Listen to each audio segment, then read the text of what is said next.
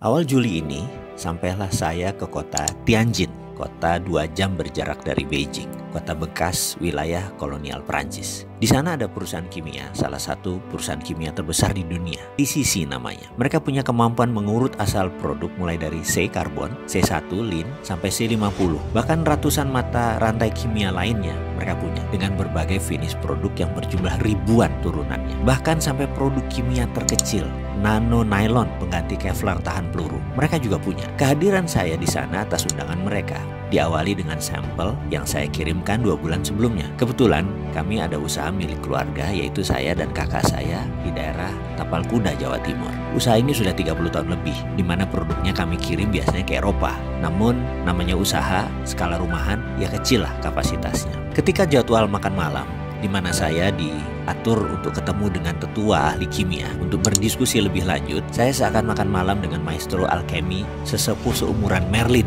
kali. Merlin itu alkemis gurunya King Arthur zaman dulu. Bahasa Inggris mereka sempurna, walau mereka bertiga usianya sudah di atas 84 tahun. Pendidikan mereka didapat di kampus kenamaan di Amerika dan Eropa. Mereka tamatan MIT dulunya, way back then, sewaktu mereka ambil program doktor. Salah satu di antara mereka mulai membuka pembicaraan dengan pertanyaan, how can you mix the precious metal with common metal, becoming alloy like this? Katanya sambil menunjukkan sampel yang saya kirim. Ini alasan mereka kayaknya ingin ketemu saya dan ingin berdiskusi serius. Mereka melanjutkan, usually what common technique, what we are using, nggak bisa katanya mixing the same metal dengan precious. Yang ada adalah precious dengan precious. Jadi pertanyaan dia selanjutnya, how can you put Ne atau bagaimana kamu bisa menaruh nikel digabungkan dengan lithium atau Ni with Li together? Bisa nggak? Saya paham maksud mereka. Memang dunia metalurgi itu unik. Sedikit orang yang memahami sifat metal, bahkan bisa paham tabiat metal, hanya sedikit sekali. Berhubung ilmu ini adalah ilmu keluarga, saya bisa menerangkan sedikit-sedikit. Jadi mereka bertiga menangkap hal yang aneh dari sampel yang kami kirim. Tapi sebelum saya menjelaskan, saya ingin sudutkan informasi mereka agar tepat.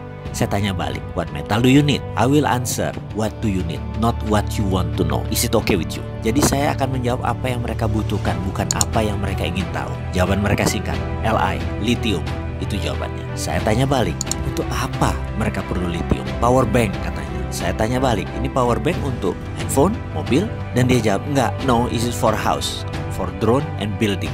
Mereka jawab. Asli saya terdiam, otak saya setengah kram. Makan malam Cina Muslim dengan Xi'an style, kambing muda yang lembut seakan tidak terkunyah jadinya. Saya bilang mohon penjelasan lebih lanjut. Hanya kalimat itu yang keluar dari mulut saya, yang dijelaskan dengan terjemahan singkat sebagai berikut. Bayangkan ada baterai yang bisa di-charge selagi listrik di rumah dipakai selama 4 jam. Lalu baterai tersebut akan dipakai selama 24 jam, seperti power banknya telepon. Jadi misalnya bayaran listrik kita yang biasanya 1 juta itu tinggal 20% atau tinggal 200.000 karena kita hanya memakai 1/5 daya listrik per harinya, di mana sisanya 4/5-nya akan menggunakan power bank tadi. Dan mereka menarget harganya tidak lebih 14 juta rupiah, itu pun dengan margin keuntungan di atas 40%. Siapa sih yang nggak bisa beli power bank yang bisa menghasilkan 5.000 kilowatt dengan harga 14 juta yang bisa mengirit 80% biaya listrik bulanan? Saya bukan kepikir masalah siapa yang akan beli power bank tersebut, tetapi daya listrik PLN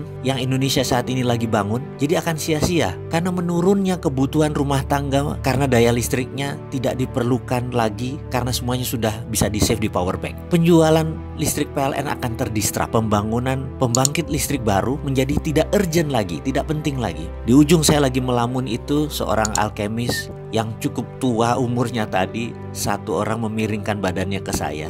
Dan dia berkata, tahu nggak, nikel lateral itu di dunia yang paling banyak cadangannya itu ada di Indonesia. Saya mau tanya, pemerintah Indonesia tahu kan?